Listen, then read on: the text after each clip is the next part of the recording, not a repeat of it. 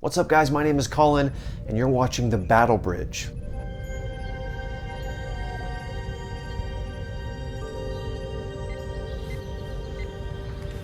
Would you like to finish it, Captain? Okay, so the season premiere of Star Trek Picard is finally out, and I hope you've all had a chance to watch it. And if not, well, go to Red Alert, raise your shields, and get out of here at Warp 2 because there are spoilers ahead. Now, I don't know how everybody else out there felt, but in terms of the very first episode of Star Trek Picard, entitled Remembrance, I think it had some good and some bad. We got some awesome callbacks to TNG lore. Patrick Stewart's performance was awesome, but I thought there were a few problems when it came to the script and the pacing. But let's start this video off with the good stuff. As a legacy Star Trek fan, particularly a fan of The Next Generation, I was really interested to see how Picard would carry on the legacy or otherwise interact with TNG, which I consider the best Star Trek work of all time. And as we already knew from the trailers, Data features pretty heavily in the first episode, both as a plot device and an actual character in a few different scenes here and there. Now, even before the series premiered, there had been a lot of discussion around Data's physical appearance. Like I said, he featured pretty heavily in the trailers, and a lot of people felt he was a bit off looking. And I guess he is. But we all have to understand, obviously, that Brent Spiner got older in real life, and there's only so much heavy makeup and CGI retouching can do, at least when we're talking about a TV budget. Still, I feel like they could have made his face a little less puffy, but it's a small gripe. And seeing everybody's favorite Sung-type android Lieutenant Commander warmed my heart, and I'm sure it did yours too. And aside from the facial appearance, I think Brent Spiner's mannerisms, his vocal patterns, his cadence, and the way he talks were dead on. It was like he walked off of the set of a TNG episode from 25 years ago. When your eyes are neutral, that's when I know you're bluffing. Now that you've told me that, Captain, I am confused about which deception to employ. Now, speaking of Data, I found it kind of odd that this episode went so deep into the lineage of androids, how they were created, how they need Data's advanced positronic brain to make more, and there was no mention of Noonien Sung at all.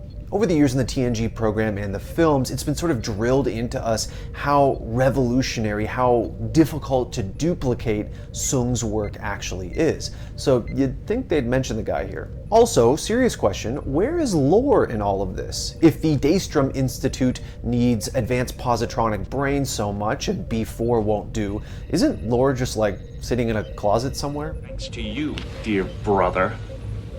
I spent nearly 2 years drifting in space. If it hadn't been for a fortunate encounter with a pack-led trade ship, I'd still be out there. I had no alternative. You would have destroyed the Enterprise. Well, since I seem to be an uninvited guest at your little party, I'll leave you with your beloved son and be on my way. Maybe that particular wrinkle will get explained later on in the show. I hope they don't just ignore it. One last note on Sung-type androids here. I'm sure just like me, when you guys heard all the talk about Data's daughter, all you could think about was lol. I definitely don't think it was necessary to name drop or to sort of recall or have a flashback about lol in any way, but I do think there was a lot of subtext to the talk about Data's daughter that, you know, spoke directly to the episode where we meet Lol. Now, obviously, that was far from the only connection to TNG that this show had. Just the mention of Bruce Maddox, the Federation's cyberneticist who put Data's sentience on trial way back in Season 2, was a great callback to TNG. Just like Lore, actually more so than Lore, I really hope that Maddox is actually in this show. That would be sick. We have not seen this guy since, what, 1988 or 89 or something? Then, of course, there was the treasure trove of fan service that was Picard's vault or holding cell or whatever that was in the Starfleet archives. You guys all saw it. He had the model of the Stargazer, he had the captain's yacht from the Enterprise E, he had a batlith in there. Oh, and yes, the Captain Picard Day banner from the Enterprise D, which was awesome. But what about Picard himself? Well, as I hoped and frankly expected, he is by far and away, so far, the best thing about this show. Patrick Stewart's performance was on par for what you'd expect from a guy who's as experienced and as seasoned an actor as he is. And perhaps more importantly, I think it really felt like the Picard we know and love. Yes, a slightly more jaded, an aged, perhaps a more introverted, retreated Picard, but still the same JeanLuc. It's the same JeanLuc that gave people a hero who fought with his words, with his intelligence, who tackled problems with thoughtfulness, not just with a phaser in his hand. The same JeanLuc who could be a badass without fighting or killing or hurting anyone. And honestly, guys, not to get too political, but in 2020, we need that kind of hero more than ever. And there's no better example of what I'm talking about than in the first episode when Picard makes that impassioned, idealistic speech to the television reporter who's questioning him. Now that was vintage JeanLuc Picard. I do want to point out, though, that the way the reporter questioned him seemed so un-Star Trek to me. Her implication that the lives of Romulans, that the lives of the Federation's enemies are somehow worth less than the Federation's lives or the lives of their allies is such a 21st century way of thinking. Throughout TNG's run, we are led to believe that humanity has, in some ways, morally evolved, that they've become greater than the selfishness of their past. At least that's what Picard is always telling Q. You can't deny that you're still a dangerous, savage child race. Most certainly I deny it.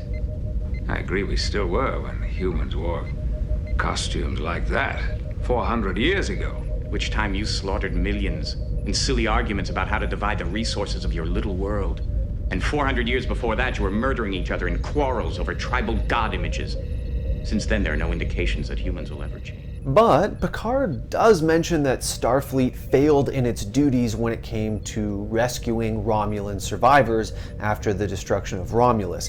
So maybe this reporter's sort of negative xenophobic attitude is indicative of a societal shift in Starfleet. Maybe they're less idealistic than they were. Maybe they're less ready to lend a hand to enemies. Maybe they're more militaristic, more closed off. Maybe they're just tired of being the good guy in the Alpha Quadrant. We really need to see more of the world that Picard is set in for us to determine whether this is the case or not. Also, a little side note on this, it was interesting to me that they chose to have Picard be a former admiral. You guys who are caught up on your Star Trek books know that in the TNG timeline, Picard never becomes an admiral, and in fact, due to certain circumstances he participates in, let's say, he is never allowed to become one, nor does he really want to leave the captain's chair. So obviously, in the universe that the television show is creating, that's differed. He chose at one point to take a desk job, as it were. Now, in terms of what I didn't like about the show, I thought the dialogue for some characters, particularly for Daj, was a little stilted. It's not exactly what was written for her, but how it was written. So many lines from her in particular felt like expository information dumps. She didn't really speak, I think, the way a real person would speak at times. She did sometimes feel like a walking plot device, someone who just kind of wanders around and vomits out information to advance the plot rather than adding any depth or nuance to her actual character. It makes certain scenes seem really forced, especially the final one between Soji and Narek. Those two characters meet for the first time, and honestly, it just feels so overwritten, forced, and unnatural. I know they had to introduce a lot of new information in one episode. After all, it's been like 20 years since we last saw JeanLuc, but I would have preferred if the season premiere moved a little slower. As it stands, it just jumped around from too many places, too much expository dialogue, too many information dumps. It kind of had a Game of Thrones season 8 vibe, if you ask me, although maybe not that bad. It's unfortunate because I think one of the things that TNG and plenty of other Star Trek like Deep Space Nine did particularly well is move slowly, create drama, create tension through well-written dialogue, simple scenes.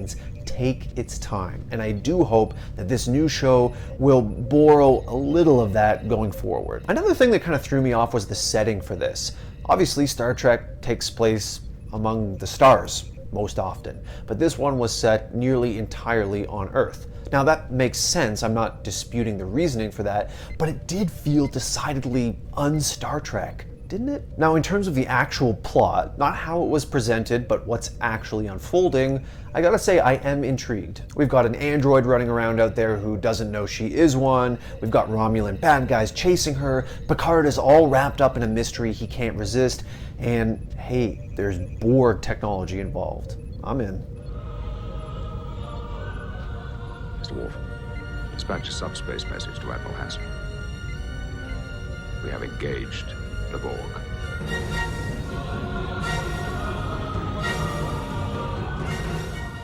Obviously, more needs to be revealed before we make up our minds as to whether this show's overarching plot is going to adhere to and do justice to treks of years past. But I remain hopeful, and that's kind of how I feel about the whole series. I know Patrick Stewart is gonna kill it. I know I'm gonna love more Data dreams. I know I'm gonna love it when Riker and Troy and Guinan show up. That's not in dispute. What I am also hoping is that I end up loving the new characters, the new plot lines, the new world of Star Trek that this show is creating. And of course, only time is going to tell. All right, guys, that's it as far as my analysis of Star Trek Picard, the season premiere, goes. Now, I was a little late to the game with this one, but I am going to be quicker on my feet when it comes to reviewing each and every Picard episode going forward. So do me a favor, sub to the channel, like the video, and let me know what you thought about it down below.